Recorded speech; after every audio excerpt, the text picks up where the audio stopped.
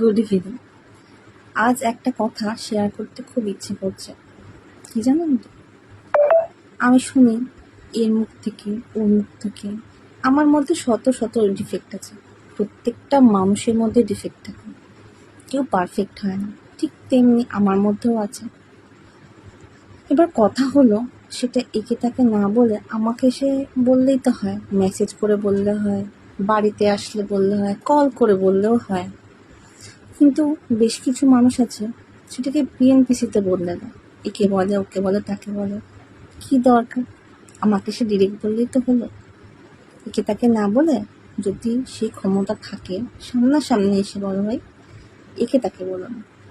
এতে কি হয়, তুমি যাকে বলছো সে কিন্তু ঘুরে এসে আমাকেই বলে। এতে কি হয়, তোমার মান সম্মানটা যায় আমার কাছে, যাকে বলছো তার কাছে। কারণ সে তো সেই জিনিসটাকে পার্সোনালভাবে রাখতে পারছে না, সে আমাকে সে বলে দিচ্ছে। তাহলে সেটা বলার মানে কি হলো তাকে?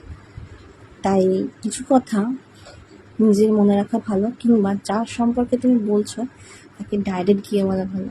অন্য কাউকে বলো না প্লিজ। এতে তোমার ভালোবাসা আমার সম্মানটা যেমন থাকে না তার কাছে, আর সেটা যখন ঘুরে আমার কাছে আসে তার কাছেও থাকে না, আমার কাছেও থাকে না।